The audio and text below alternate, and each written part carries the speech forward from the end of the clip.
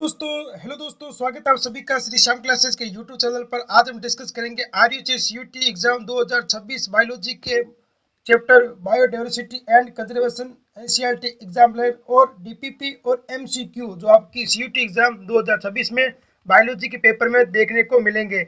Channel पर नए हो तो चैनल को लाइक और सब्सक्राइब करना ना भूलिए और अपने तमाम मित्रों को शेयर कर दीजिए। देखिए, जैव विविधता और संरक्षण चैप्टर की बात कर रहे हैं हम। यहाँ पे फर्स्ट क्वेश्चन आपका, निम्नलिखित में से किस देश में सर्वाधिक जैव विविधता पाई जाती है? तो सर्वाधिक जैव विविधता पाई जाती है ब्राजील में। आपका राइट आंसर हो जाएगा ब्राजील। तो सबसे ज्यादा जैव विविधता यानी कि बायोडाइवर्सिटी किसमें पाई जाती है? ब्राजील में। इसके साथ ही नेक्स्ट क्वेश्चन है हमारा, निम्नलिखित निम्नलिखित निम्नलिखित में से कौन सा जैव विविधता के नुकसान का कारण नहीं है? देखो, यह आपको का पढ़ना कैप्च करना पड़ेगा। नहीं है आपको क्वेश्चन पूरा पढ़ना होगा, क्योंकि आधे बच्चे स्टूडेंट ऐसे होते हैं पूरा क्वेश्चन नहीं पढ़ते हैं, जल्दबाजी में क्वेश्चन गलत कर देते हैं। यानी कि क्वेश्चन का क्या पूछ रहे हैं आपको कि निम्नलिखित में से कौन सा जैव विविधता के नुकसान का कारण नहीं है? तो आपका राइट आंसर हो जाएगा सी, यानी कि प्राणी उद्यान में जानवरों को रखना कोई भी जैव विविधता नुकसान का कारण नहीं है।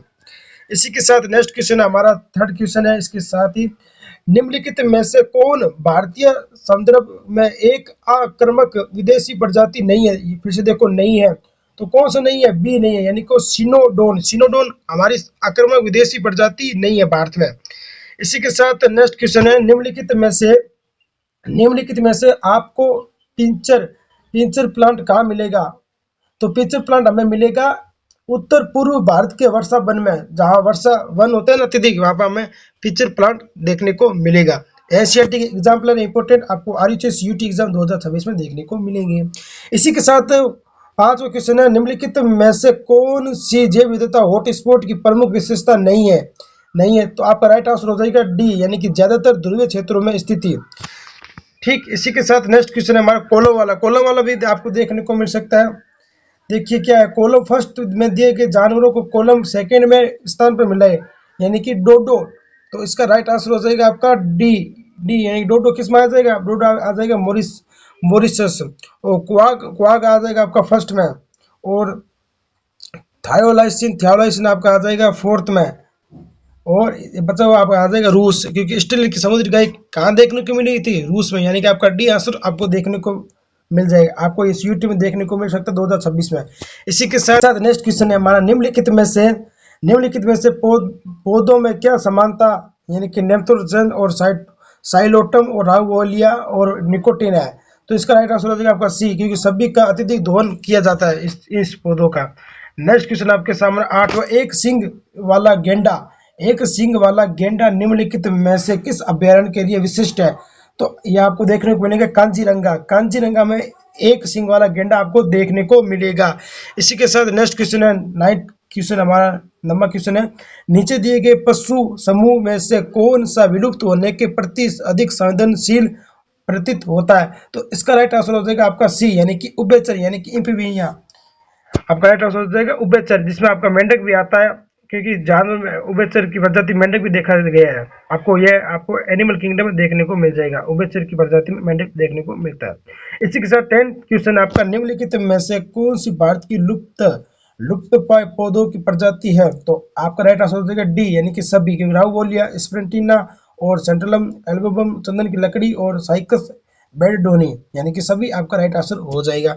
इसी के साथ 11वां क्वेश्चन आपके सामने स्क्रीन पर, लेंटेना और इंचोनिया और अफ्रीका की केटफिश पे क्या समानता देखने को मिली थी? तो इसमें क्या मिली थी कि सभी प्रजातियां ना तो खतरे में है और ना ही वही भारत की स्वदेशी प्रजाति है। भारत की स्वदेशी नहीं है और ना ही ये खतरे में है। क्या लेंटेना एक घास है, वेटोनियम, जो एलर्जी रोग उत्पन्न करती है, ठीक है। और अफ्रीका की केटफिश और ये सभी भारत की प्रजाति स्वदेशी नहीं है, ठीक है। तो आपका राइट आंसर हो जाएगा डी। इसी के साथ नेक्स्ट क्वेश्चन है हमारा 12वां, कि निम्नलिखित कथनों में से सही है।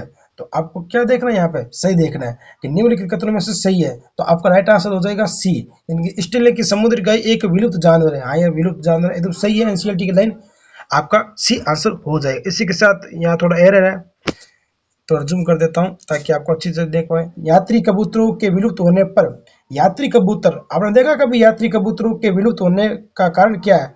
तो इसका कारण है बी, यानी कि मनुष्य द्वारा अत्यधिक शोषण होता है, यानी कि इसे मार दिया जाता है मनुष्य द्वारा, इसलिए ये विलुप्त की कगार पर है। इसी के साथ 14वां क्वेश्चन है हमारे सामने स्क्रीन पर, नीचे उल्लिखित परिस्थितिकी तंत्र में अधिकतम जैव विविधता कहाँ पाई जाती है?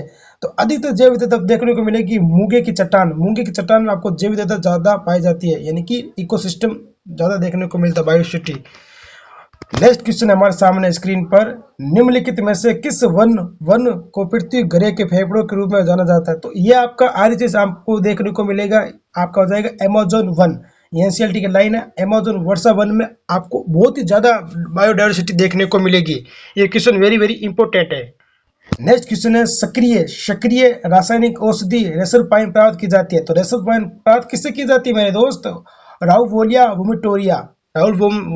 राउवोलिया वोमिटोरिया है जो हिमालय पर देखने को मिलती है, जिससे क्या प्राप्त होता है? Racer pine. रेसर पाइन ये आपका इंपॉर्टेंट है, इंपॉर्टेंट क्वेश्चन मैं आपको बता सकता हूँ ये, ठीक है, इंपॉर्टेंट है, ठीक। इसी के साथ 17वां क्वेश्चन है हमारे सामने स्क्रीन पर, निम्नलिखित में से कौन सा समूह अधिक प्रजाति विविधता प्रदर्शित करता है? तो आपका राइट आंसर हो जाएगा डी, यानी कि कवक। आपको एनसीईआरटी डायग्राम देखने को मिलेगा, जिसमें कवक सबसे ज्यादा प्रजाति विविधता देखने को मिलती है। इसी के साथ नेक्स्ट क्वेश्चन हमारा 18वां, कि नीचे दिए गए क्षेत्रों में से कौन सा क्षेत्र कम मौसमी विविधता प्रदर्शित करता है? तो आपका राइट आंसर हो जाएगा उष्णकटिबंधीय। उष्णकटिबंधीय क्षेत्र में आपको देखने को मिलेगा। ये देखो एनसीईआरटी की लाइन का क्वेश्चन है, 1992 में रियो डी जेनेरियो में आयोजित जैविक विविधता पर ऐतिहासिक सम्मेलन को किस नाम से जाना जाता है? तो आपको पता है कि पृथ्वी शिखर सम्मेलन नाम से जाना जाता है। ये आपको क्वेश्चन पूछा जा सकता है आरएचएस यूटी 2026। इसी के साथ आज का अंतिम क्वेश्चन आपका जैव विविधता और सिद्धांत चैप्टर का, यानी कि बायोडायवर्सिटी और कंजर्वेशन चैप्टर का आज का अंतिम क्वेश्चन है 20वां। देखते क्या होगा इसका आंसर। इन तकनीकों इन विट्रो फर्टिलाइजेशन यानी कि आईवीएफ यानी कि क्रायो संरक्षण उत्तक संवर्धन में क्या समानता है? तो आपको देखने को मिलेगा बी, यानी कि सभी एक्स सीटू संरक्षण की विधियां है। क्या? इन विट्रो फर्टिलाइजेशन यानी कि आईवीएफ कह सकते हैं आप, और क्रायो संरक्षण यानी कंजर्वेशन और उत्तक संवर्धन। तो आई होप ये आपको आज का सेशन अच्छा लगा होगा एमसीक्यू सीरीज सीयूटी के लिए। जय हिंद, जय भारत।